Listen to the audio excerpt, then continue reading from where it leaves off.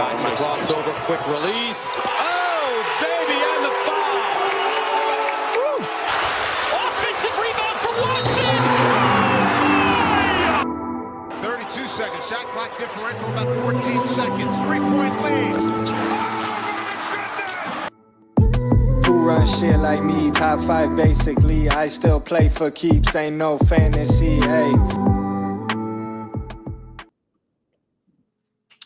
Ladies and gentlemen, welcome to a very special episode, episode 9 of Divine Providence. This is Leb. I am here with Mac.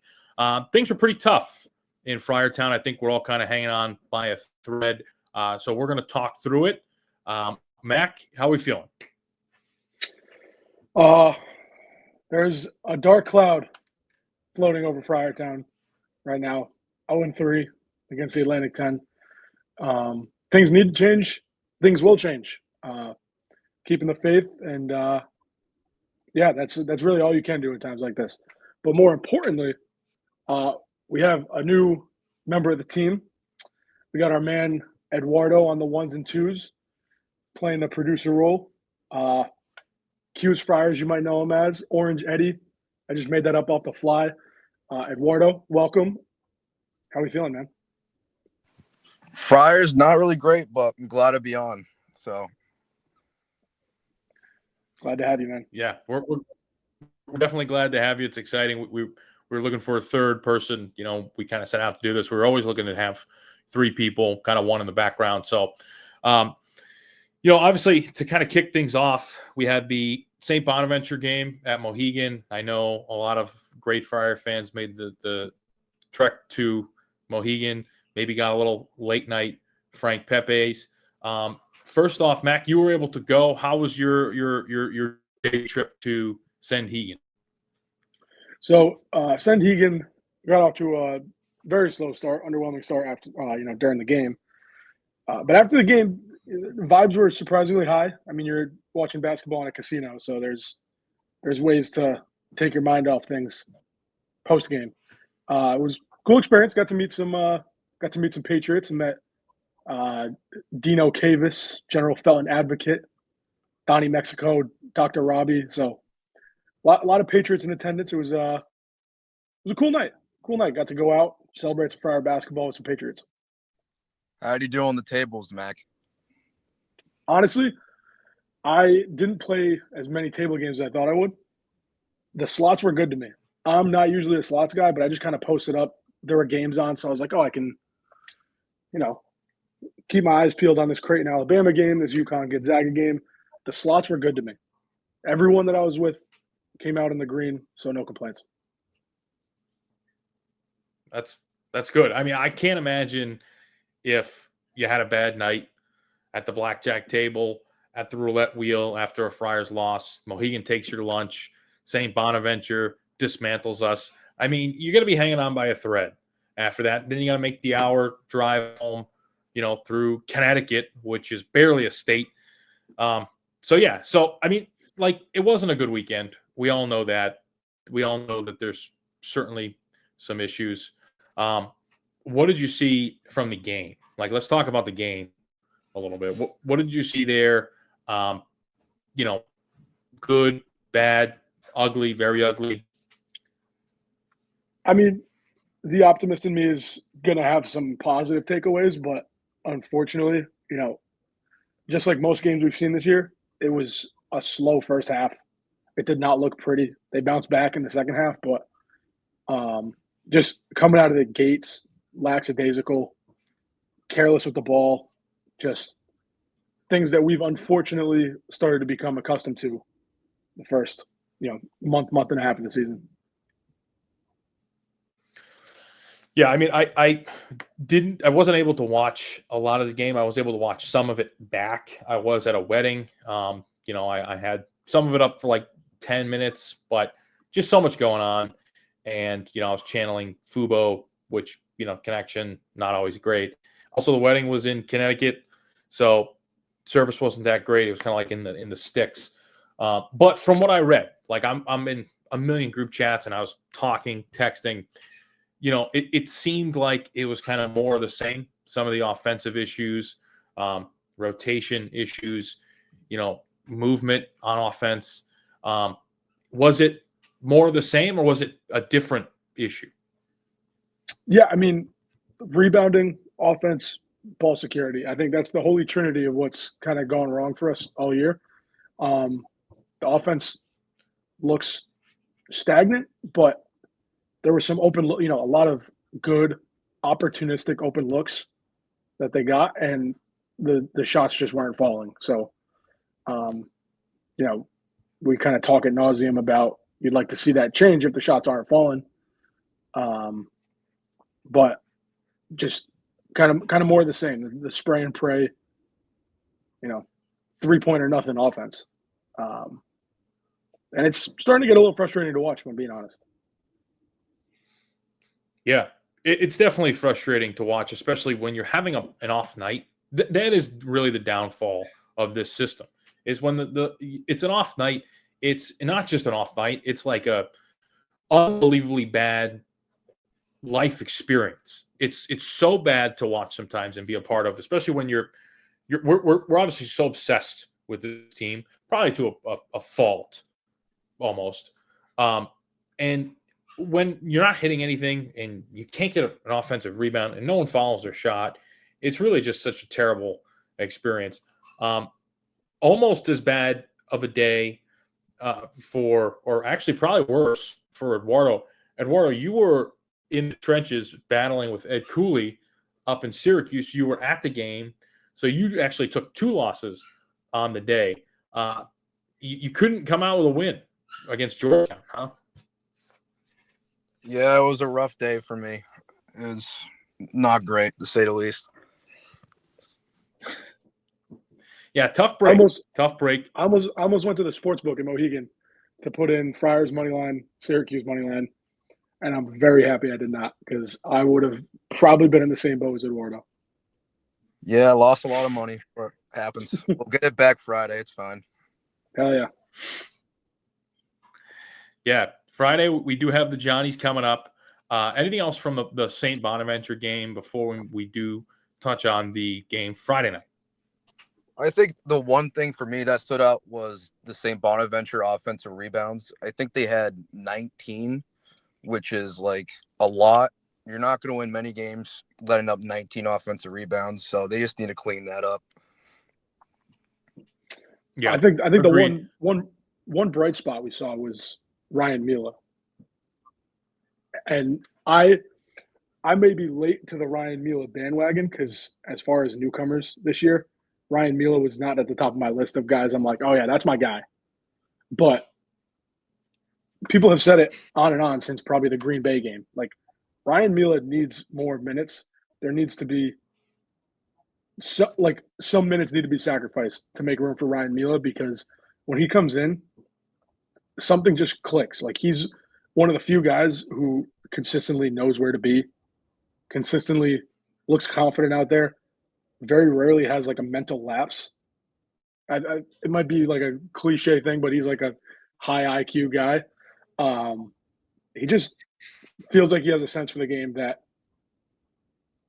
we don't usually see from all 5 guys at once. He's a great guy. I was just guy. very happy with what I saw. He's someone you'd want to date your daughter. Yeah, he's real scrappy, deceptively athletic. Sneaky athletic, yep. No, I mean, I love what Ryan's been able to contribute toward this team. I mean, I can't really wrap my head. I mean, I posted it on Twitter with just question marks. Kim's response to Ryan playing so little, going right to talking about his mistakes, just couldn't really fathom. And again, I'm in full support of Kim, at least for the rest of the year, barring like anything ridiculous. But like, the guy had his best game of the year. He actually played probably the best game anyone's played on the team this year. I think that's maybe a little bit of a stretch, but it's very plausible to say that. And he just goes to talking about him and Oswin's mistakes. And Ryan Miller was a +8 against St. Bonaventure. This is You were +8, and I mean, we got smoked the first half. The second half was good, but I mean, he was the best player and the most efficient player on the floor for the Friars. So that was kind of frustrating to see. Do you think Ryan will get more minutes moving forward? You can only hope. I mean, there have been things we've pointed out, flaws with this team that we pointed out that, 1, 2, 3, 4 games later, it's still the same old flaws. Um, like I said, I think Mila needs to be an every night rotation guy. No ifs, ands, or butt fucks. Like, he needs to be playing the game. He can't be this guy that you just plug and play in like a break glass in case of emergency situation. Like, minutes need to be found for Ryan Mila, and I really hope as we get into Big East play, we start seeing more of that High School Musical looking face. Yeah, he does. He has a face for Hollywood for sure. Mm-hmm. I don't. Yeah, it's hard for me to wrap my head around. Do you think that there's some loyalty to, like, that Kim has to maybe upperclassmen or I mean, not even upperclassmen. Like, you take a guy like Kreist, who's just a sophomore, or or I mean, Wesley Cardette. Obviously, he's in his last year of college basketball. Corey Floyd is a junior. Do you think that there's some loyalty to those guys to play over Ryan Mila because of maybe their clock is ticking a little bit? Maybe. And I guess I understand that notion. And like I've talked about, senior leadership and how it's super important on a college team. But at the end of the day, it's obvious you need to shake things up. And if player A is playing better basketball in almost every facet there is in basketball than player B, like, at a certain point, you got to throw age out the window and just say, these are my 5 best players. I'm throwing them out there. And I think Ryan Mila has been one of the most consistent, at least, maybe not the best, jump out of the gym, put up 20 a night type of guy, but he's been one of our most consistent guys in the limited time he's seen. Yeah, I really do feel that this team is going to be best with just going with the guys who have been most efficient. I think that obviously, when Bryce is healthy, I really would, after seeing, that game, St. Bonaventure game, I would love to see Bryce at the 5, Mila at the 4, and then, you can swap Floyd or Cardette with at the 3, and then obviously have your 2 guards. Your 2 guards are set in stone. Everything else is kind of, I guess, up in the air. Obviously, it's a very small lineup, but like, the biggest issue is offense and offensive movement. You go small, I think you're going to get a lot of, just kind of more movement, maybe some more transition buckets. You might even turn, offense into defense. I say go small.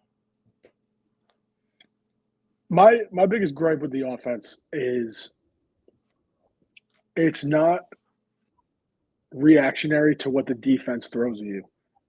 Whether the opposing team's in zone, man, whatever they're doing, however they're guarding you, if they're having an on night on defense or an off night on defense, the offensive philosophy seems to stay exactly the same. There's no ifs, ands, or butt fucks. Like, it's just straight up dribble, penetrate, kick to the open guy. If the shot's there, take it. If not, pass it or dribble, penetrate. Like, it's redundant, and it's the offense is predicated on let's hope defenders don't catch on to what we're doing for 40 minutes. There's no plan B, I feel like. Definitely not. And I think it might be stubbornness. It might be just not having more tools in your tool belt. They might just not have another option. I mean, I really don't know. I don't have any answers for it. Kim, in his post-game presser, said the offense is predicated on passing and movement. then he repeated himself again, passing and movement. But the reality is the offense has been anything but that. There's very little movement, and there's passing out of like when they get in trouble, but there's no like passes with intent on baskets or with a third pass in mind. It's just like it's just such stagnant stuff. It's just really frustrating to watch. And as much as I want to bash on the offensive scheme, philosophy, whatever it may be, I did some research this afternoon because I was curious, because like when PC played at DePaul, all the announcers were talking about where DePaul shoots so many more threes this year. And I was like, oh, that sounds familiar. So I have a theory, and this might sound crazy. This might sound like a stretch. But last year, once the Big East got screwed and only 3 teams got in, it was like well documented that there was a coaches group chat. And the idea was like, all right, well, let's find a way so as a conference we don't get, bent over and screwed like last year. Cool, totally understand. I think it was also pretty well documented that analytics were taken into account pretty heavily. And a lot of these analytics models are based on like points per possession. So can you maximize every possession? 3 points obviously worth more than 2 points. That's a growing philosophy in the game of basketball anyways. So I think they landed on, all right, well, we can get more points per possession by taking more threes. Simple solution, take more threes, make more threes. More threes lead to higher points per possession numbers. And then I looked at it, and so Bart Torvik shows your 3-point percentage rate, which is basically the percentage of possessions that you shoot threes. PC's surprisingly actually isn't up all that much this year. They're up 42, or they're up from 42% to 47% this year. DePaul, they're up from 35% last year to 52% this year. Butler was 38%, now 43%. UConn, 40%, now 47%. Marquette, 43%, now shooting 47% three-point rate. And that trend goes for every team in the Big East. They're shooting threes at a higher clip. That trend is the same for every team except for Georgetown and Villanova. So teams in the league are shooting more threes. And I understand the philosophy of wanting to take more threes.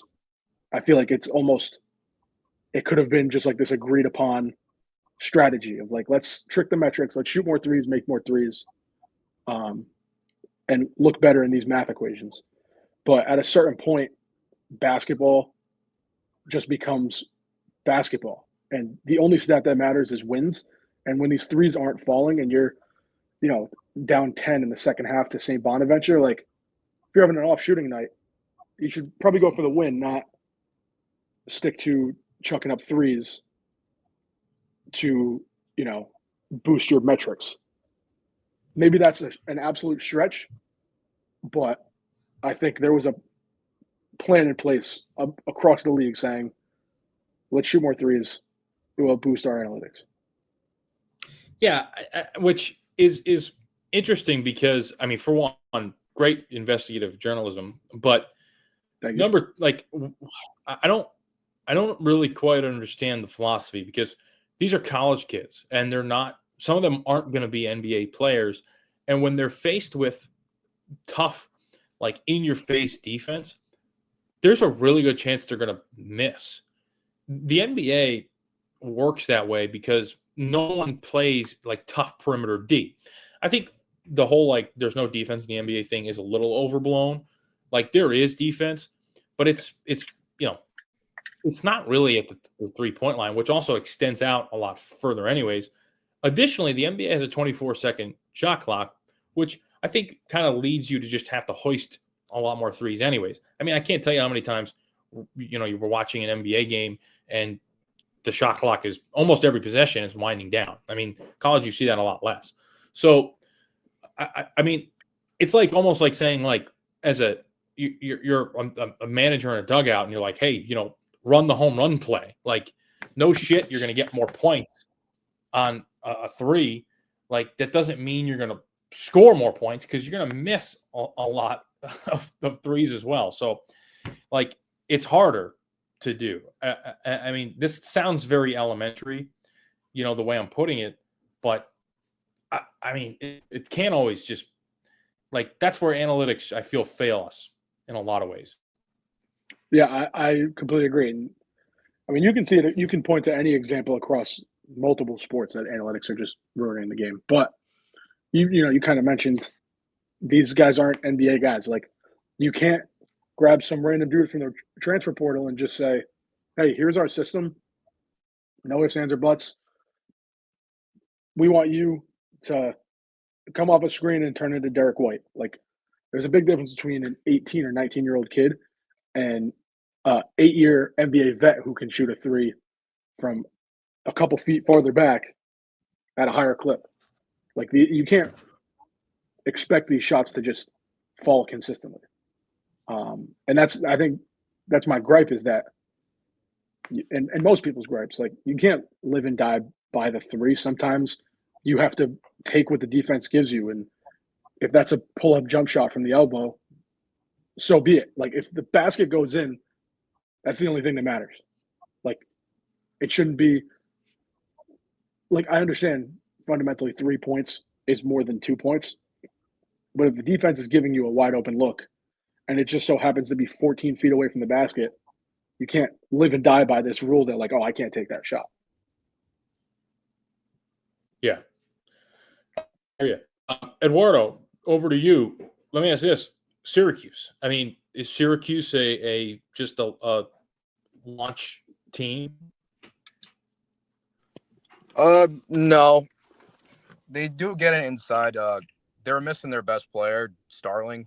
He averaged like 20 points a game. He's a very mid-range type of guard, but they try to get inside to Lampkin, who's a very good passer out of the posts, and they just shoot threes for the most part. So not as bad as Providence, but yeah. Eddie Lampkin, post-game buffet legend.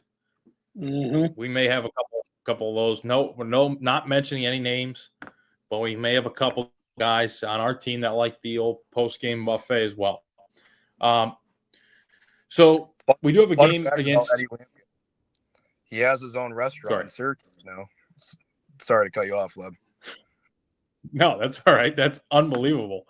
Like, that's what NIL is all about. Yeah. What type of food is it, Eddie? I honestly have no clue. I might have to go before I graduate. Yeah, we might need a little taste test review from Eddie Lampkin Cafe. Might have to do that. Nice and live too. Right? Yeah. A live show at Eddie Lampkin's restaurant. That sounds like a plan.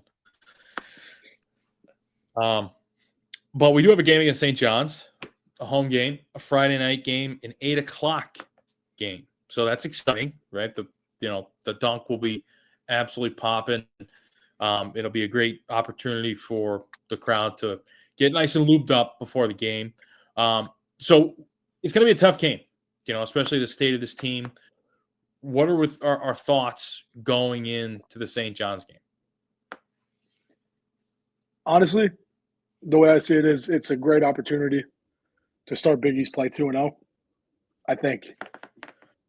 I don't know if the outlook on the season necessarily changes with a win against St. John's, but when you zoom out, you're 2-0 in the Big East. That's a hot start. I mean, with only 20 games and little room for error, a 2-0 starts, against two quality teams would be huge in the Big East. Yeah, I'm definitely going to be lubed up.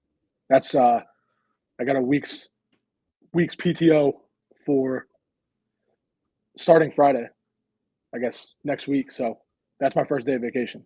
So I'm ready to go. I'll be in full force. The old end of the year PTO hack you're probably like almost pretty much checked out, at this point. So, hopefully none of your, employers listen to the show. If they do, then Mac is actually working right now. Yeah. But yeah, I mean, I don't feel bad about it, right? It's a Big East home game. It's your first Big East home game. We're exceptional at home during Big East play. So I feel okay about it. I mean, I haven't really watched St. John's all that much this year. Watched a couple of games in November, but they're a good team. And I think a win against St. John's, combine that with a win on the road against DePaul. And I mean, yeah, I think that the vibe around this team is much, much better. I don't think that it really changes much from like where they sit standpoint. I mean, they'd be first in the Big East, right? But in terms of like the tournament, they still will be on the outside looking in, but it would be a very nice win to get. Then you would only really have to get, I mean, I know I say only, but you would have to get 12, 11 more Big East wins. So, I mean, every time you win one, right, it's one less you win to get in the tournament. So, that's how you got to look at it at this point. Playing with house money, really. Yeah, I mean, and listen, a 2-0 start cannot be stressed enough. I guess the importance of it, because if I want to play devil's advocate here, you start 2-0, you have to go 500 the rest of the season for it to be an improvement from last year, right? The Friars went 10-10. You start 2-0, you got to go 9-9 the rest of the way for it to be an improvement on the year, which I don't think anyone in the fan base would say today that this team is better than last year's team, or that this team is capable of putting up or having a season better than last year's team. So I don't know. I just think a 2-0 start's super important. And it all starts with when Slick Rick comes in the building Friday night. Yeah. The Foxy Lady dancers are going to be on high alert for Mr. Patino.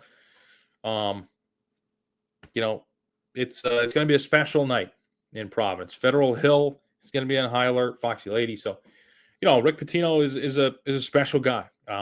It's a shame that, we weren't able to grab him when we were looking for a coach. Obviously, I still believe in Kim English, but Rick Pitino is Rick Pitino, right? At the end of the day, if Kim English becomes a third successful as Rick Pitino, I think we found a winner. But he'll never be as successful as Rick Pitino. I mean, more than likely not. So we did have an interview earlier where we talked to Gansett Guzzler and Manchita. So we're going to put that in here. We'll play it for you right now. And then we'll see you on the other side. All right. We are now joined by two great Friar fans. We have Manchita and Gansett Guzzler, a couple of legends. Guys, thanks for coming on. I wanted to bring both of you on because you guys are obviously very in touch with the program, very knowledgeable, also very level-headed. So obviously these are, some difficult times. Some would say that you guys are more on the positive side of the spectrum where, as opposed to maybe Mac and myself, maybe we're a little more reactionary. So Chia, you're a student at PC. I'll kind of start with you. It seems a lot of the students are kind of holding out hope for still a pretty good season. Everyone wants to know, what's the pulse like on campus? Can you kind of talk about that a little bit? Yeah. So first of all, Leb, Mac, first-time caller, long-time listener. Excited to be here with some ball knowers, including Gansett. So, yeah. So there's definitely a nervous feeling around campus, for sure. I mean, no one really knows what's going on. We're not doing as well as we thought we would be. But it's the upperclassmen's job who have seen this before, like, to inspire hope. I mean, we've always been like this. I don't understand where this new reaction comes from that we've been like a blue blood, but we've always been the underdogs, and that's where I think we thrive as a team and a section. Yeah. I definitely hear you on that. Obviously, it seems like there's a little bit of unrest, but the students do seem to be pretty positive. So it seems like you guys are keeping a good handle on that. What about you, though, personally? How are you feeling about this team the rest of this year? Yeah, so I think this is what makes the Big East great to play in. We're going to have quad one opportunities to take advantage of. And I think there's a lack of realization of what happened when Devin Carter and Oduro left. I mean, those are two pro players that you could really play through. I think we've got Bryce Hopkins when he's healthy. He's a guy that you can play through and actually make a game plan around. So we just want to be able to make our pieces again. You know what I mean? Like really great additions to Bryce's play. And I think that'll change the play from Wes and Corey, the wings, and even the bigs. And I also believe that like Mila and Oswin are trending in the right direction. They're going to be studs for us and all-time Friar names. Yeah, for sure. So in your opinion, in short, what do you think we have to do to turn things around? Is it just as simple as, plug and play Bryce now for the rest of the season? Or do you think more significant changes kind of need to be made? So I think I've got full faith in the staff, first of all, which I feel like a lot of people are questioning them right now. But I think people underestimate like Kim English's competitive nature. I mean, the guy is like, he could have played many more years in the NBA if he took his competitive nature and wanted to even just play defense like you see Chris Dunn doing. There's guys that can tap into that, and that's what he talks about. And as a new and like young head coach, all he's doing is learning and growing. I think a lot of the problems college basketball has is you have these like set legend coaches that coach their way, don't learn, and a lot of the times that actually doesn't work out. So I think the ability to grow with Kim is such an advantage for us. And having such a young coaching staff that gels off each other, I'm telling you, we got a really good setup. Yeah. I said this to Mac and on the show before. I mean, I think if Kim was perfect, right, we would lose him in a year or anyways, right? I mean, at the end of the day, he's going to have imperfections. And, some of them, I think this year maybe were a little more glaring and maybe a little bit of a bigger concern. But, yeah, I mean, every coach that Providence College is going to hire is going to have some imperfections. So, Ganson, I want to kick it over to you. So, obviously, you're very involved with the program. You were at the golf outing. You go to a lot of away games. Now, most importantly, you're a graduate of 2022, which, in my opinion, has been far and away the largest and most passionate group of fans for any graduating class I've personally seen. My question to you is, how does the feel of this team compare to years past, like 2022? Yeah. First off, thanks for having me on. I really appreciate it and appreciate what you guys do here. In terms of years past, I know we're going to get into this in a little bit, but this team does remind me of a different team. In terms of 2022, I don't see a ton of comparisons with the on-court product as of now. I felt like that team in 22 always found ways to win, even games where they weren't playing well and even games where they probably shouldn't have won. Whereas this year, we've already been in 4 close games. 3 of them we lost. URI, Oklahoma, Bonnies. Did win against DePaul, so small silver lining. But I think this team needs to find that in them. I think the players need to start playing better. I think there's a lot of talent on the team, but I don't think that they're necessarily playing to their full potential. But I think finding ways to win is important for the players, and it's important for Kim too. Say what you will about it, but he did win close games a lot. So being able to win close, I think, would be something that I would like to see this team do. But if you want to go into your next question, I'm ready to talk about that comparison. Yeah, I think you were about to beat me to it there. Maybe should have switched the questions around. But I think that everyone that this team is kind of comparing to is the 1920 team. So you were on campus for that team, if I'm not mistaken. Yeah, right? That would have been your year. Yeah. Okay. Obviously, that team, a lot of upside toward the end of the year. Juwan Pipkins, just kind of all came together. Obviously, with the tough non-conference slate that this team has had this year, do you think that this team is capable of something similar that happened in 1920? I do. I know this is a hot take. I know that team's kind of beloved in hindsight. I hated that team with a burning passion. And I felt I was leading the charge on Fire Ed Cooley at the time because that was going to my sophomore year. We were going to miss the tournament.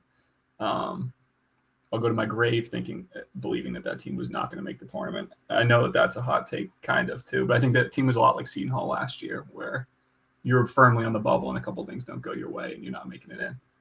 And so I was looking up some stats getting ready for this question. And last year at this time, we're 5 years to the day of them losing to Florida by 32, which put them on 6-6 for the season.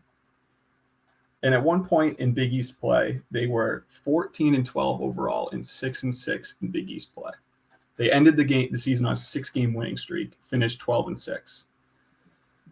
They also had several losing streaks, 3 or 4 games several times throughout the season. And I think to me, I hated the makeup of that team. I felt like they were really streaky. I felt like they kind of lacked leadership at times throughout the season.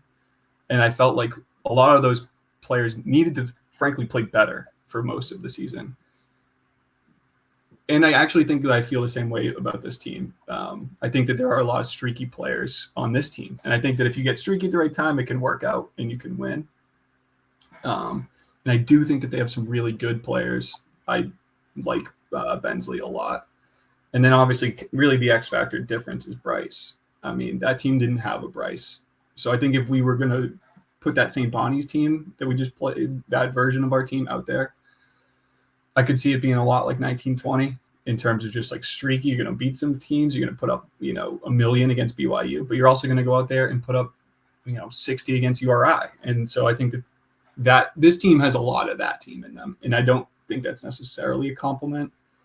But we'll see. I mean, that a lot of those guys from that team ended up, developing over their careers and turned into really good players. And I do have some faith in the long term of the program, specifically, with Kim and some of our younger guys. But we'll see. I think Bryce is really the X factor on this team. So that's kind of my take. I know people love that team, but not me. It is very beloved obviously you had COVID, so there was a reason why they never play in the NCAA tournament. You're saying that they might not have made the NCAA tournament, which is a little bit of a hot take, but based on their win-loss record, I guess anything's theoretically possible, especially given last year. Obviously, that kind of leads to my next point, which this is kind of what's on everyone's mind, is it just that simple of plugging in Bryce Hopkins and then you go on a massive run? Like you said, the 1920 team ended on a 6-game winning streak. So do you really think that Bryce is the X factor completely and that they'll solve all the problems, or he'll solve all the problems? I don't think he's going to solve all of the problems, but I think he solves a lot of the problems. The best things that he does is he scores, he rebounds, and he draws fouls. And this team can't score. They can't get a defensive rebound to save their lives. Even in wins, they're letting these teams get 15, 20 offensive rebounds. And they don't draw any fouls. I mean, they had 2 fouls at 10 minutes to go or whatever it was in the second half of the Bonnies game. So I think like what he does really well is exactly what this team misses when he's not out there. They need help rebounding. They need help drawing fouls, and any help scoring this team will desperately take. And I think it's really just like how big of a talent he is. And I think they just really miss him when he's not there. And I think he does provide some leadership. I know he's not the vocal leader that we've had in the past with some of our stars, but I think that he's a calming presence for a lot of these other guys where it's like, I don't have to like go out there and put the weight of my shoulders, on me. Bryce will do it. And then, maybe he'll find me. I'll knock down some shots. I'll be a good, complementary piece. I think we have a lot of complementary pieces on this team. And I think we have a lot of guys who are a little hesitant to kind of take the reins, especially just knowing that it's in the background, Bryce is coming. So it's you don't want to be fighting Bryce, so to speak, when he comes back. So we just got to hope that he can play and that he does play, as many games, frankly, from here on out. So, I still got faith. He's still going to play 10 home games. And I think with Bryce and with playing at home, I do think that there's a chance, game to game. Yeah, I think that it all comes down to the recency of it. Like, if you end the season on a 6-win streak, I think the committee is probably more inclined to give you a bid. I know they'll look at the whole body of work, but factoring in Bryce being out and maybe being hot toward the end of the year, I think definitely crazier things have happened. So, Cheetah, I just want to go back over to you. You've obviously done an exceptional job with the student section. That's kind of like your baby almost. Not only getting kids to go, but also just during the games. Honestly, there's almost never a time when I don't look over and you're, not getting in an opposing player or getting on an opposing player or just being loud in general. So, the other issues I do feel with the fans in general is the non-students being loud, really being like the student section.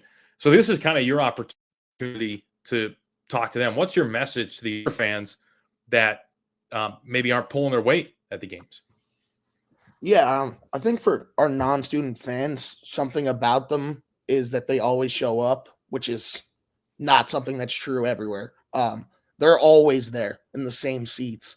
And I think there's been a few games where we've had tight scores and hard to get into. And even the student section in the preseason games, the student section wasn't even there fully. So I think it's just about the competition of the game. I think once we see Big East teams come in, it'll be more like the BYU atmosphere where everyone was ready to go. And we'll be ready. We got a good group of guys, and the juniors are involved all the way down to the freshmen. So we'll be all right. Yeah, I love seeing, like, especially at away games. Like I was at the URI game, and I saw 4 or 5 kids that I would see in the student section, and that's really a testament. I know URI is not that far, but that was also the case for the Big East tournament. I think you left your spring break early to come back for the Big East tournament. Is that correct? Yep. There's the Big East tournament is definitely something Friar fans love, especially when you go to the school. There's nothing like going to Jack Dempsey's and meeting all the guys. Yeah. No, it's very special. But again, I think our total problem, even with our fans, our students, the team, I think something we can all work on is rallying behind one identity, which we're building on finding out. And I got faith that our staff and our guys can figure it out. We want to win. It's not a problem with that. We want to win. They're not happy with how they've been performing. Everyone knows it. But we got to lock in and figure it out. Hold the line. Yeah. Got to hold the line. Hold the damn line. There's Mac. Do you think me and Mac have talked about this? Do you want to bring back Taylor Swift to summon some 2022 magic? I think it's worth a shot. Why not? We ditched the duck. Understandable. We need some magic back in the building. I don't know if it's through Taylor Swift. There's a couple guys are working with DJ Finesse on a new song maybe. But we're in motion. We're going to figure it out. That's awesome. Well, you guys definitely have motion. Gansett, what about you? Do we bring back T Swift or no? I'm not necessarily against it. It's really a shame she got so popular. I know that sounds stupid now, but in 2022, she wasn't like what she is like now, where it's like most famous person, like maybe ever. It's like she was just like a really good musician. And so it was like, good song, good musician that everyone knows. It was like perfect mix. And then she like blew up, and now everyone like has opinions on her, like one way or the other, which is really too bad. Yeah. But I'm not against it by any means. I still think it's a good song. So. Yeah, and I do think I know you talked about that. I think we desperately need a couple things.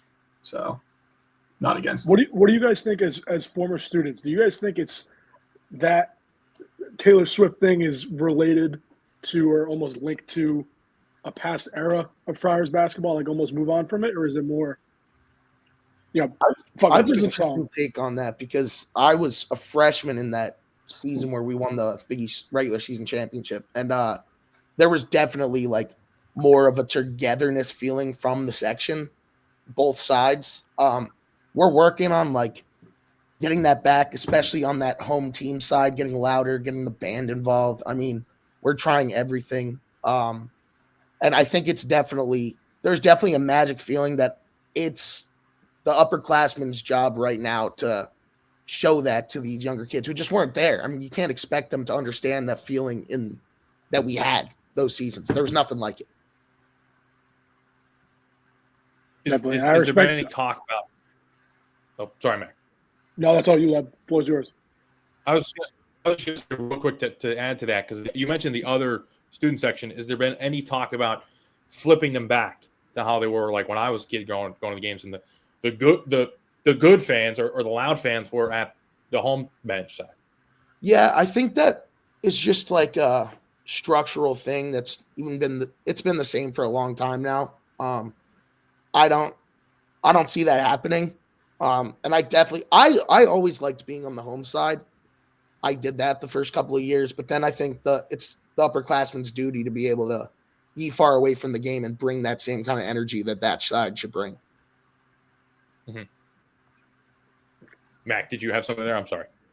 Yeah, no, I mean, going off this student section, when I was in school, I was a student section connoisseur myself. So, Cheetah, I've seen the moves you've been making recently to just kind of establish some sort of infrastructure with the student section and kind of make it like a lasting thing that can kind of transcend any generation of PC students. And I think you've done a great job. For sure. That's definitely something that I was working towards. Like this year in general for me has been like, make sure to pass the torch, make sure everything that those guys in those great years built and showed me gets shown to everyone else and passed down.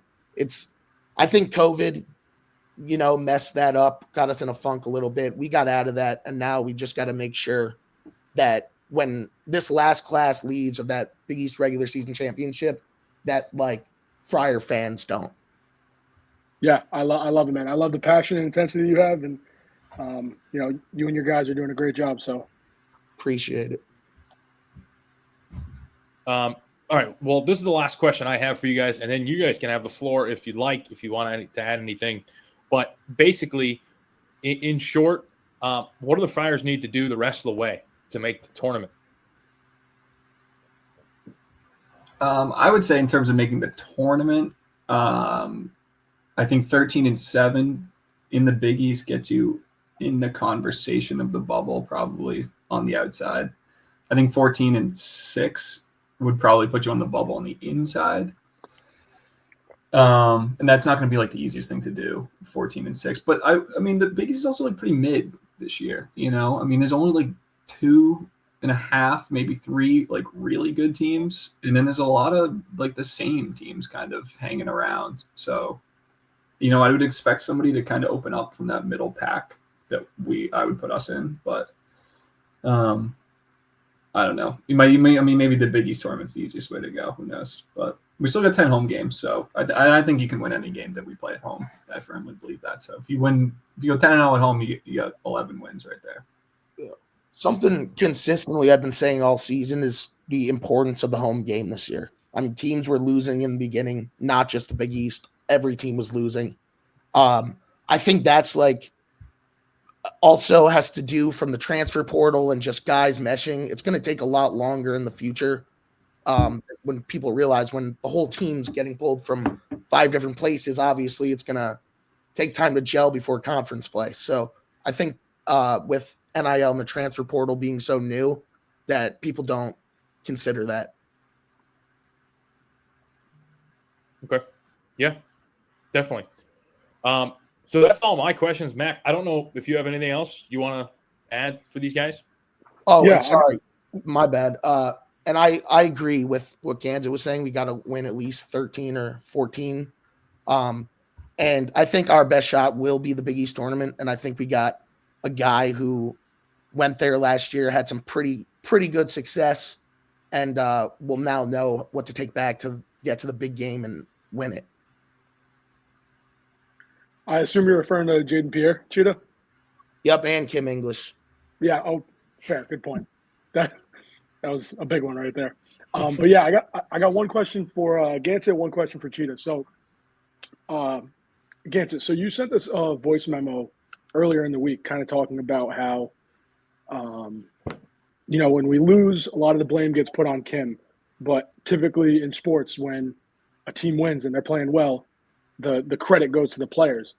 And you kind of wanted to see a little bit more accountability for the players and not just entirely harping on Kim. From a player's perspective, what would you like to see? Like, let's say the season starts Friday, St. John's at the Dunk. What would you like to see different from the players that you haven't seen the first 11 or 12 games? Yeah. I will say I said that, and I've been thinking about big caveat. I don't want the PCBC going after the players because fair, yeah, that scares me a little bit. Going after Kim is fine; like he gets paid to do that. But I've been thinking about that all week. I was like, I definitely should have prefaced that and be like, please don't go after the players. But when we discourse, maybe talk about them playing well. But I like to see them come out with the same intensity that I kind of thought they played with BYU, where it's like, do you want to win the game? Like, what do you want out of this season? Like, do you want to come out into these games and just like play and just like whatever happens, like kind of happens? Because like sometimes it just feels like not enough guys like really want to win. And I think that's what's really frustrating from the fan base is it's like we've had guys in the past that really want to win. And I think all of us really want to win. Like I just keep thinking about that video from MSG last year where there's 50 dudes shirtless. And it's like those guys are doing like whatever it takes to win. And I think we want to see that reflected. And I think that there's too many players right now who are playing a lot who don't feel like they really want to win. And I think if or when the season's going to turn around, it's going to be on something like that, where it's like it clicks and it's like, you know what, like screw this. Like season's not going down the drain. Like we're going to win this game no matter what. So I would like to see more intensity. And I would like to see with that intensity, focus on the defensive glass. You got to stop letting up offensive rebounds. I mean, we beat BYU by 1 million. Still let them get 19 offensive rebounds. Like, that can't happen. You can't be letting up all these second chance points when your offense is what it is. You have to rebound better, and that's an effort thing. Rebounding is all effort, and I think that speaks to the lack of intensity that this team comes out with at times with certain people. Yeah, no, I couldn't agree more. I think intensity is the one big thing we've been lacking. Rebound is 100% a hustle thing. But yeah, it's an identity that we've kind of grown used to in Providence, where you're used to these tough Friar teams. So it's definitely frustrating when you don't see it. So I couldn't agree more. Cheetah. So I used to be a avid healthy debate listener. So I was definitely aware of you putting wheels in motion for a certain homecoming last year, kind of rallying the soldiers. Yeah. And any wheels in motion for this year? There's definitely talks on Eden Street right now of what the plan is, how we're gonna top last year. It's coming. I love it. That's all. Listen, It's coming. That's great to hear because that was honestly one of the funniest videos I've ever watched. Probably. Yeah, I think was a lot of our guys too that would have been in that video were abroad at the time, and there's a hunger to get us back in our rightful spot. I love it. Listen, wherever you guys end up planning out, you got me and Leb behind you. Yep. Yeah, we'll definitely bring you guys in. I'm in talks with Dukes right now. He's coming back. So we'll have that figured out. And that's good. Yeah. Don't give away too much if you don't have to. But yeah, I appreciate the insight. And like I said, last year, that was awesome. I think any sort of national attention PC can get, and the fact that it was driven almost pretty much entirely by the student body, I thought that was awesome to kind of see come to fruition. Yeah, for sure. And just like one more thing I wanted to add was like people about the thing about Kim getting a lot of the direction of the hate or complaints. Like our staff is built in a way where it's not all on one guy.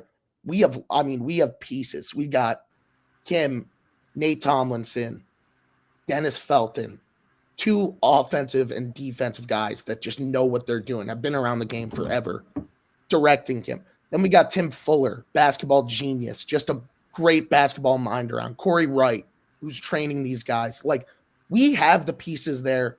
I think it's about having the confidence and to take the shots. Like, you see Jaden Pierre, he's not even having a good game, but guess what? He's ready to go to take that shot in the end to get us back in the game. He doesn't care.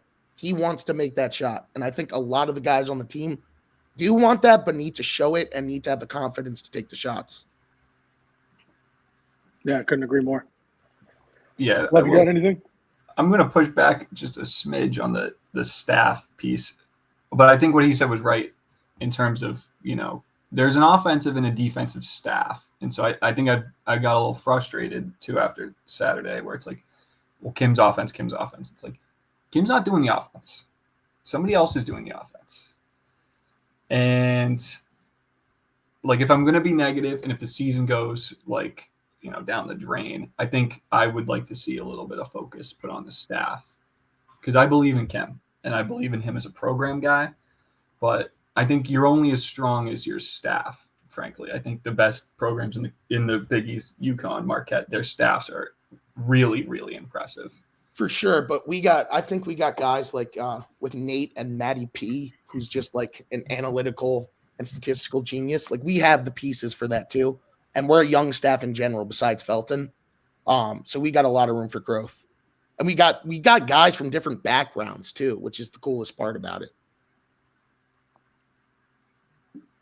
I do think that's something that's interesting. Because you have guys on the staff, international guys, guys with OTE backgrounds.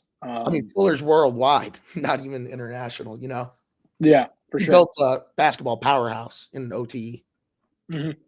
100%. So that is one thing that on paper looks super promising from a, program infrastructure standpoint. For sure. I do believe in Kim. Obviously, we all let out frustrations, especially after such a tough loss. But it should be reiterated that I do believe in Kim. I agree with Gansett, though. The staff does need to be manicured if we're going to roll with this and we're not going to make the tournament and we're going to give Kim more leeway after this year, then we need to at least take a look at who's coaching what and who's doing what. Do you guys have anything else you want to add, just kind of closing statements before we get you off here? I think I had a controversial statement that on Twitter where I was like, Jay Wright got booed his first 2 seasons. He went to the NIT his first 2. There were signs, fire Jay, but that guy built a program. We've got a guy who's in the Rick Barnes coaching tree who takes Jay-isms, Shaka. He knows Shaka really well, pulls things from him, McDermott, some of the greatest coaches in the league. And I think we'll pull it all together. I think there needs to be some time given and some growth pains, but we're going to get there. Right. Yeah, I love that. Guess what about you? Yeah, I love that positivity. And I would just say that, the home games are extremely important to go into those, like we've talked about a bunch tonight. Bring your A game, I think, because those will make the world a difference. But yeah, that's why I want to have you.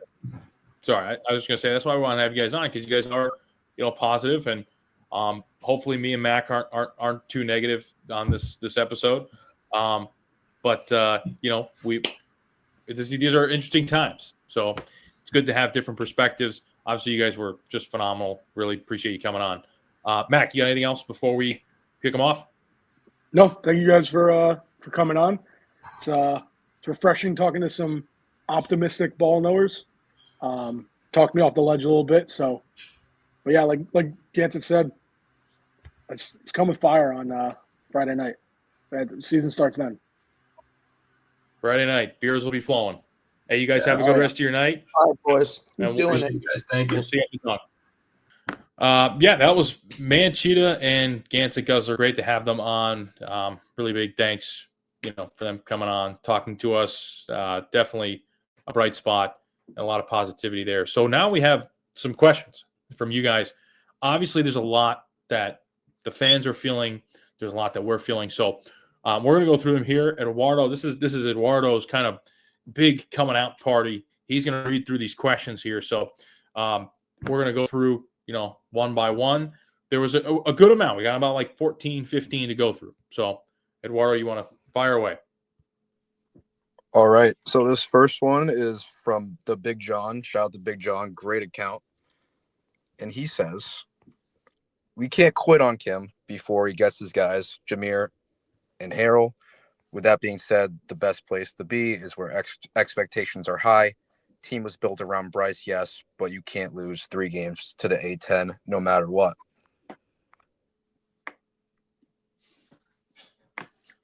I think there was one part that the Big John said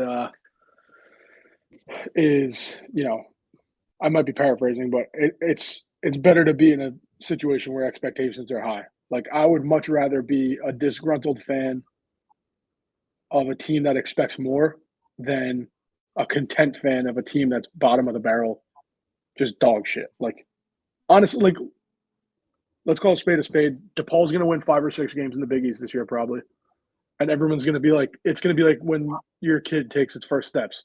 It's like, oh, so cute. Oh my God, look at him walk. But I would hate to be in that position where everyone's like cheering me on for being a team that wins 30% of its games.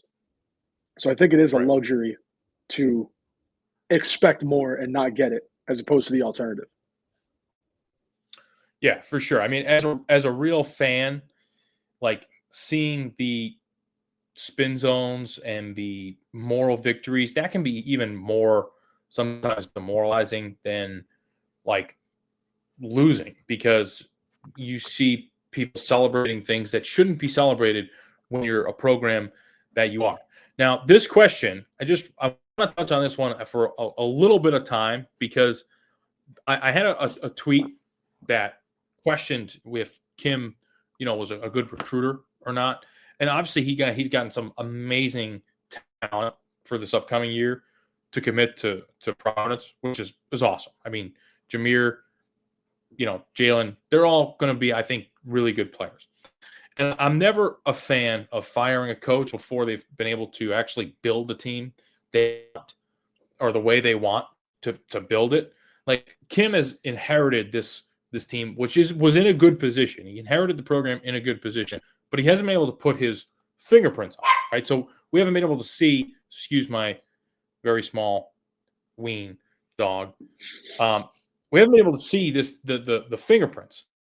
But the counter to that is, well, Kim has actually never coached a team where his fingerprints were on. So this goes back to George Mason, right? He did 2 years to George Mason. Now, when we hired Cooley did 4 years at Fairfield or 3 years at Fairfield. Tim Welsh did, I want to say it was like 6 years at Iona, something like that. So there's going to be growing pains with him for sure. But he's never developed the team A to Z, brought in all those guys that he's wanted to. So we don't know his identification of talent. We have no idea how good he is at that. We have no idea technically how good of a recruiter he is, even though he recruited for, Rick Barnes, whatever. Great. But the head coach, he's different. And yeah, sure, he got some nice pieces coming in, but they're not proven yet. They're not players yet. They're high school kids. So, I'm just pointing out the fact that there's concerns, right? And I think they're reasonable. Doesn't mean that he's bad. Doesn't mean that he's not going to be good. It just means that to call him an elite recruiter at this juncture is premature. It's not correct. You can't say that. This is his 4th year coaching. So I just wanted to kind of clear that off before we move on to the next one, because I thought this question was a good segue into that. And I got some heat for the tweet that I made. So moving on. Before we move to the next one, I just want to ask you a follow-up question to that. Because I do understand where you're coming from.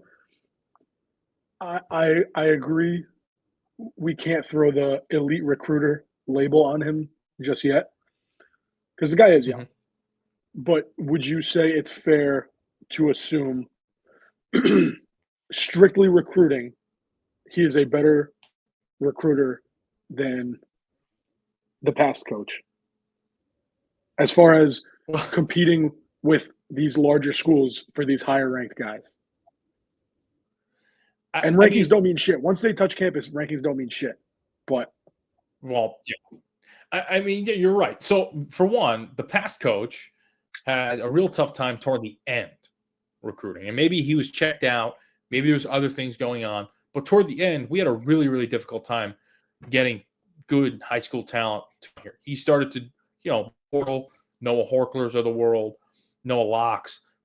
He supplemented with those guys, and it worked. But also, Cooley started off his career here with the best class we've ever had, and that was Chris Dunn, Josh Fortune, and Ricky Lito. Ricky Lito didn't play. Josh Fortune transferred eventually to Oakland or whatever, or Colorado. But, I mean, Ed was a good recruiter at one point.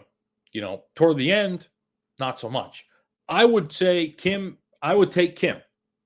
So if I was starting a program right now and I had to pick who I want recruiting, I would still pick Kim. I mean, he was former NBA player, successful in the NBA.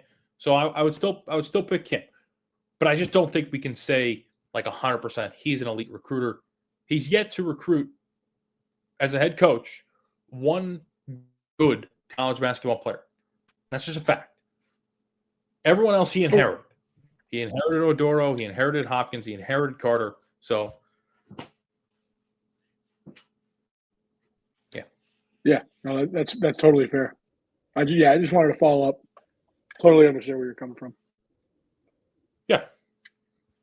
All right. Eduardo, what else we got? All right, so this one's from Pete. This is probably just me, but sometimes I feel that Kim has no offensive plan and just sends them out there. It's not just you, Pete. It's not just yeah, for sure. There's the volume's getting loud around that specific topic for sure. Yeah, I mean, I think that's fair. It seems like that. I don't know if that's the case, right? But it does certainly seem like that sometimes, for sure. All right, Eduardo, what do we got? All right, this next one is from Kappa. Why is Kim playing 13 guys a game when it's conference play?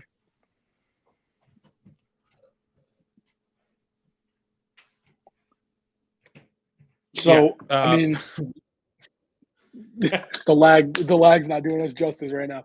There's a little bit of delay. I mean, I like I said, I've said on this show before, I'd like to see him shorten the rotation. I don't think it's easy for guys to find a groove when you're rotating a ton of guys out. But with the exception of the St. Bonaventure's game where our best player was not active, it feels like he has been gradually shortening these rotations.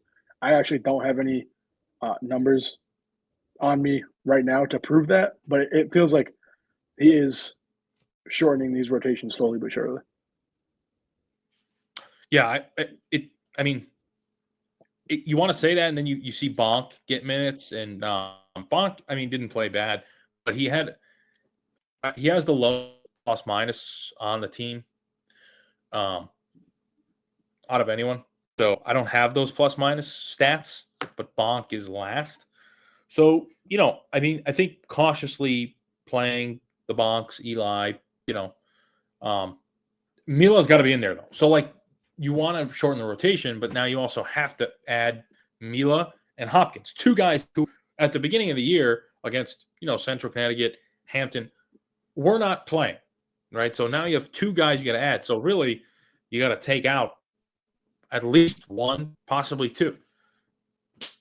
That's tough. Mm-hmm. Yeah, like I said, I mean, I don't know how it's going to happen.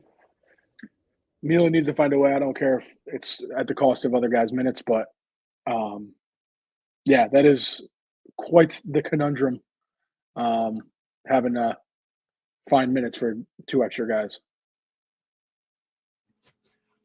Agreed. All right, what else we got, Eduardo? This one's from Breen.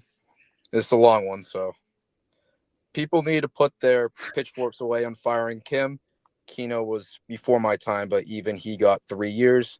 We have high expectations, which is good, but they can take time. Coach K took over a Duke squad that made the Elite Eight and missed the tourney the first 3 years with 2 losing records.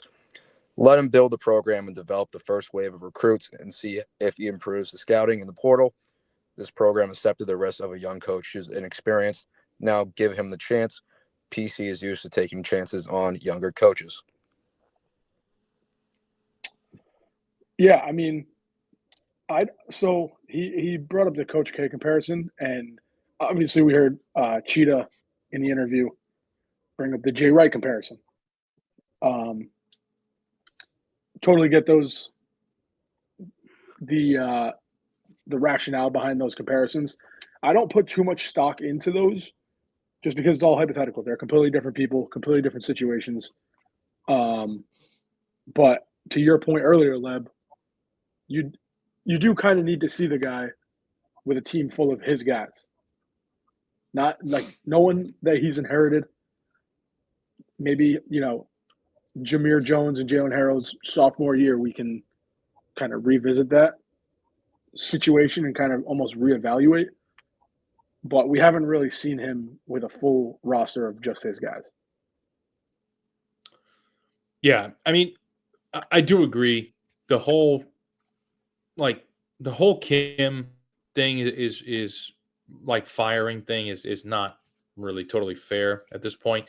I'm guilty of maybe kind of harping on Kim on Twitter, but here's the thing: the main thing that Ryan said that stood out to me is that I take an issue with, honestly, is Keno Davis should not have gotten a 3rd year. And had the fan base had a platform like Twitter, like Spaces, like, Scout was active at the time, but not nearly as many people used it, like the Discord, right? I don't think that Keno would have gotten a 3rd year. If we were louder at the time, then he probably would have been fired. They listen to the pulse. They listen to the fans. So Kim should get a 3rd year as it stands right now. But if the Friars finish, I don't know, 12 wins this year, right? They only win 5 more games, 4 more games, 11 wins. I mean, you got to talk about moving on. I don't see how you can't. Now, if they finish with 17, 18 wins and it's a disappointing season, but it's not the end of the world, I think you do give him another go. But Keno should not have gotten a 3rd year.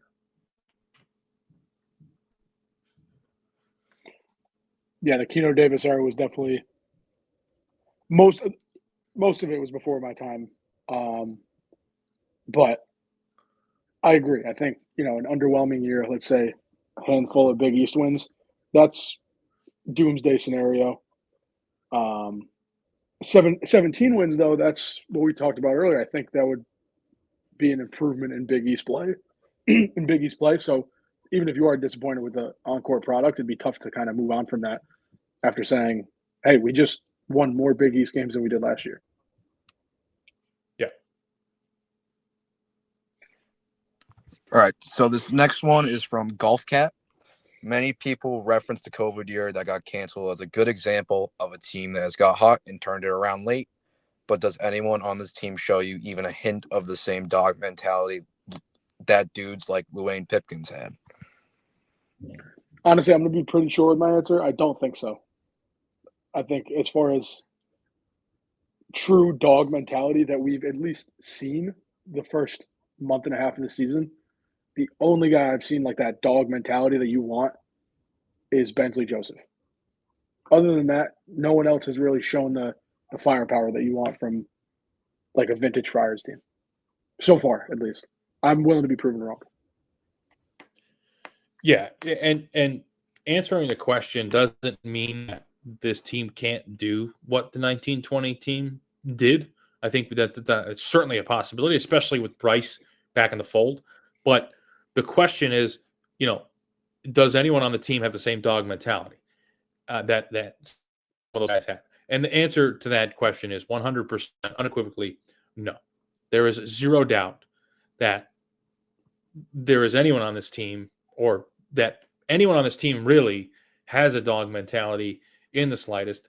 Like you said, Bensley, you can make the argument, Jaden Pierre has his moments, and then, maybe a guy like Rich Barron every now and then, but he's playing terrible. So, no, the answer is no. So this next one's from the Phantom Friar. Who was the scout or coach you saw tape on Kreese and thought he could be our starting center? This team will be handicapped all year due to having no threat of offense at the 5. Yeah, so I am 100% guilty of falling for the tape of Kreese. I think that's what that was just Yeah, I was the Mac. That no, I'm fully guilty of falling for it. So, granted, I'm not a high Division I basketball scout. I don't get paid to do that type of stuff. I just saw highlights and I was like, holy shit, this dude's a brick shit house and he's pretty skilled. Obviously I was wrong about that. But yeah, I think the point he made about having no offensive threat at the 5, right now, that seems pretty evident.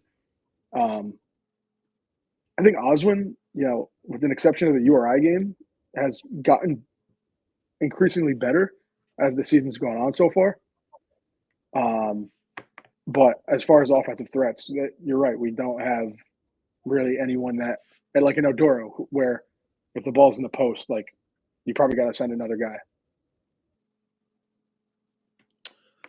Yeah, Kreese was clearly a miss. I don't know. I mean, I was guilty of it too. We all saw the YouTube video, and I mean, the guy in the YouTube video looks like freaking Olajuwon, and with a 3-point shot, he's bricked every 3, hit one. It was a backboard 3. I mean, so it just, I don't know what happened with that. Can't pretend to know. I don't know if maybe it's just an issue with like a system issue, if it's a talent issue, what it is. I feel bad for Kreese at this point, but it's clearly just not working out right now. Buy the dip. I'm gonna keep buying and buying the dip until I'm broke. This next question's from Advanced Mindset. It sucks to seemingly waste years, but we have to give KE a fair shake, see what he's capable of in building with a couple of recruiting classes. Firing him in April is not the answer. It's okay to, at the same time, be critical of what's going on right now today. Yeah, I think we've talked about kind of giving Kim some time. Like, you don't really know Kim English, the coach, until he has a program that's entirely 100% his own. His recruits, like his scheme, everything's his. We have yet to see that from Kim English, the head coach. I do think it's important to note, though, like Advanced Mindset did say, like, it's okay to be critical, and I think there's a fine line that needs to be drawn as far as it's one thing to be critical, it's another thing to say asinine stuff and just that, I don't know. There's clearly a line, and I think if you're being critical, it's fair. It's warranted to be unhappy with what we've seen so far, but there is a line. Yeah, I mean, we're upset, and I think that it's okay to be upset. It's okay to be critical. I don't. We've said it a lot, so I agree with everything Max said, 100%. This next one is from Dark Luke Fonts. What happened to our dignity What happened to our balls? The Friars used to be a team of big cojones. Sad face. Yeah, I mean, the Friars used to have big old nuts, and we have not seen said big old nuts so far this season. It's a toughness thing, and it's a lack of firepower. Yeah, we've also very rarely been in close games where you got to dig deep and kind of show your cojones. But Can you? I just think when the time comes and it's February and we're in a 2-point game, whether at home or on the road against a quality opponent, like the cojones might just not be there when it's time to take them out. Yeah, I mean, Nate Watson's dad said it perfectly, right? The toughness gone. Get in the damn gym. That's the message. No one's being strong. No one's being tough. So Couldn't agree more. This next one's by Music. He just says we're still 1-0 in the conference. Yeah, I mean, numbers don't lie. That is straight from the camel's mouth. That is a cold, hard fact, and literally no one can take that away. well said, Patriot. Yeah, I mean, we've been in first place in the Big East for, a week now? I mean, give us the crown now. I don't see. Yeah. It's They say it gets lonely at the regular top. season champ. Yeah, I love how Lenardi mean- has us at the 12 seed right now, too. I think it's hilarious. That was so well, weird. that's to see. because. Well, that's just because we. So the issue is because we're getting the automatic qualifier because we're 1st. Mm-hmm. So we're not. He even puts it in the disclaimer, but no one reads that. We just look for Providence. But he puts 100%. it in there. PC will fall out once we're tied for the Big East. So, yeah, I mean, we're getting the automatic bid because we're first in the league, but we're not really in the dance. So we're getting the 2021 Georgetown treatment, where it's like, yeah, you won a power conference, but you're not an at-large team by any stroke of the imagination. So you're going to get a seed in the teens. That'll change. I know that was crazy. Mm-hmm. This next one is from Ryan Money Mela. Hot take. We are in okay shape and will dominate the Big East. Kim watches tape and isn't blind. Adjustments will continue to be made. Yeah, I mean, I don't hate that. I hate that. I like the idea of running the table. Not literally. Obviously, you're going to lose some games, but yeah, things will improve. I mean, if things don't improve, then that's your answer on your coach. I mean, that's pretty much it. But yeah, they will certainly improve for sure. I definitely agree with the first half of that. I think there is an avenue where the Friars can be at the top of the Big East. You take care of business at home. Maybe not run the table at home, but half your games are at home. You could easily be a 14-15 win team in the Big East with that type of home court advantage. Adjustments will continue to be made. I haven't seen any yet. I would like to be proven wrong. So I agree with we can dominate, but the adjustments, not so sure yet. Yeah. This next one is from Jaden. Things haven't been great or look the best. Kim has a tendency of putting the emphasis on taking more threes. Do you like that or not? Personally, with the personnel we have on this current team, it has to change unless we started shooting it at a rapid clip. Thoughts? P.S. Keep it up. Yeah, I mean, bottom line is they don't have the horses to play this NBA style, offense, the 3-point nonstop 3-point barrage. It will work every now and then, like you saw against BYU, and you'll think like everything is great, but then you're going to lose to like a really, really, really bad team because you're just cold. And it's going to just be right back to square one. Yeah, I mean, we've talked about it before. The offense looks great when it's working. It looks awful when it's not. Shout out to Jaden, by the way. Big Red coming in with the question.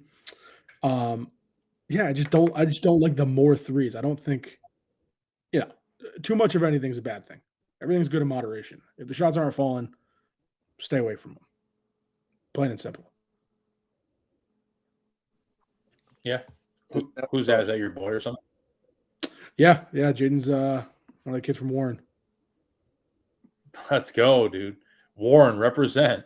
Mm-hmm. Warren, stand up. Whoa. It's outside of Warren. Warrack. We'll have to hit Jaden with the follow back if that's your buddy. I'll do it right now, live on air. All right. The next one from B-Man. Bring back a real X-nose coach like Bob Walsh. The 4 or 5 out NBA style is not working. Kim English. Hey, listen, I got nothing against Bob Walsh. All right. He did his time as probably the greatest coach in Rhode Island college basketball history. He was on PC's staff, did really good work under Ed Cooley. But my God, if Bob Walsh is the savior of the program, and Kim English, former NBA player Kim English, former head coach of George Mason, former assistant coach under Rick Barnes, and it's Bob Walsh that is the savior of this program, then I'll be damned. I'll be damned.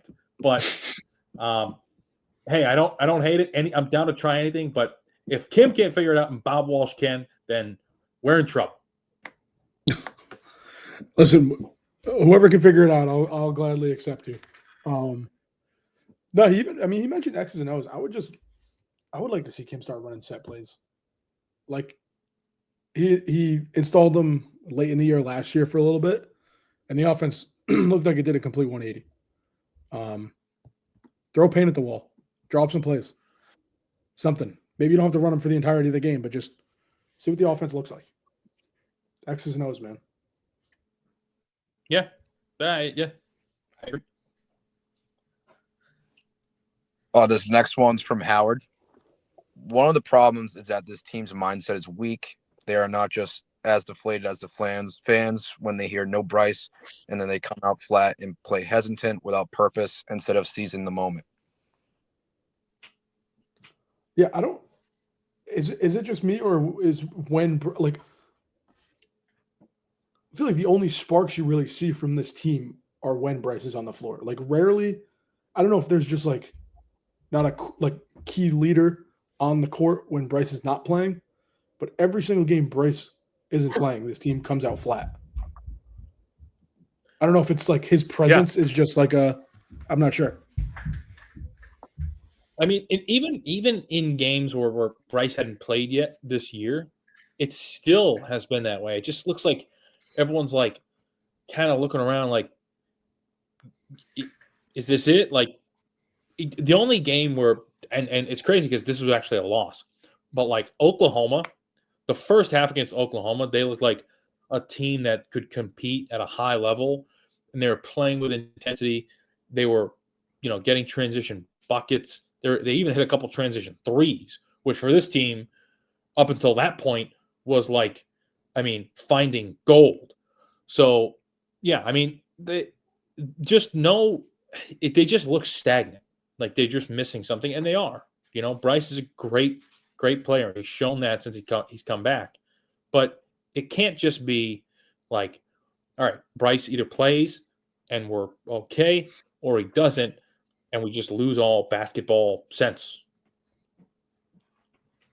It is one of the most confusing phenomenons I've ever seen watching basketball. Yeah.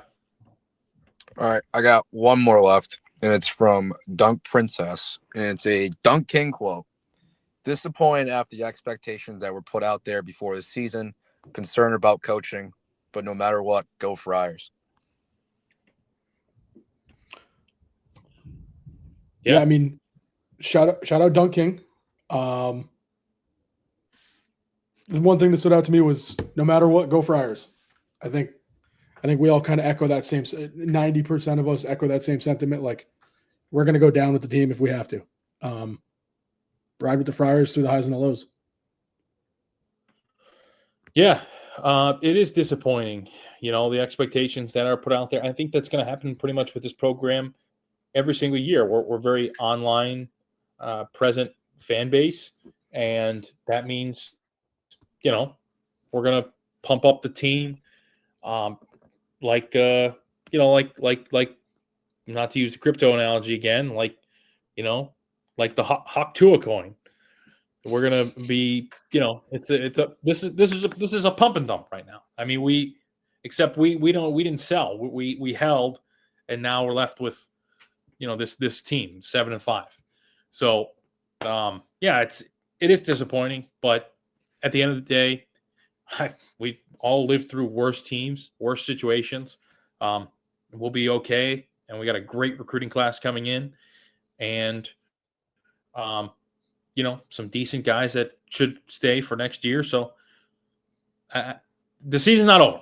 As long as the Big East tournament is still there, and I mean we haven't even lost in Big East play yet, so we still got time.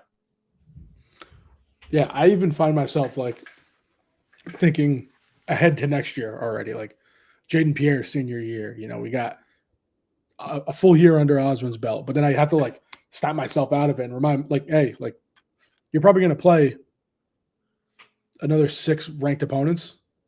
Like there's still maybe even like 8 ranked opponents. You got the whole rest of the season ahead of you. Like obviously the 2019-2020 comparisons.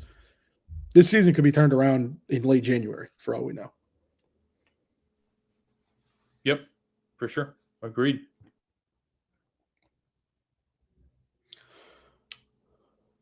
So I think that's it for the questions.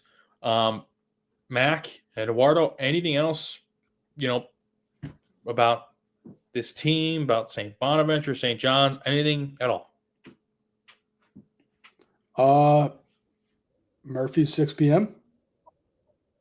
I'm thinking 6 p.m. Yeah, I think we were talking maybe in the group chat. It's going to be a good turnout. A lot of people will be getting out of work early because it's kind of like that. It's kind of like that Friday before Christmas. It is the Friday before Christmas, right? Yeah, even though you got like 5 days in between. So I'll tell you what, if we win, Friday, and Christmas is kind of right around the corner, we might be in store for another Mac intro for episode 10. So, start writing. Yeah, I know. I gotta start planning it out. I gotta get maybe I'll come in like a Santa costume. Oh, what if I did the whole episode in a Santa costume? There you go. Yeah, or you could also do the whole episode like talking like Santa. I don't know if I'd be able to stay in character, but I'm willing to give it a shot. Nah, is it a coincidence? Let me just leave it with one thing. All right. Is it a coincidence that Foxy Lady's holiday party, right? And this is not a Foxy Lady plug. We're not sponsored by Foxy Lady or anything. But Foxy Lady's holiday party is December 20th, the same day that Rick Pitino will be in town for his game against the Providence College Friars. It can't be a coincidence. I mean, it almost has to be Rick's going to Foxy and then to the game. It has to be. That's nuts. Or even from the game to Foxy, like win or lose. Maybe that's either or. Do you think St. John's is going to have recruits at the game? I don't know. But Foxy Lady has gotten there's been some trouble with recruits and Foxy Lady. So, yeah, let's put it at that. So, Eduardo, anything from you before we wrap it up? See you boys at the Dunk Friday. That's all I got to say. Oh, first game in person this year. Wow, that's awesome. That's big time. No better day than Friday. Yeah, no, I'm pumped up. It'll be fun. All right. So as long as you guys don't have anything else, that was a good one. Then we'll see you guys Friday night. Go Friars, everyone. Go Friars. Go Friars. Go Friars.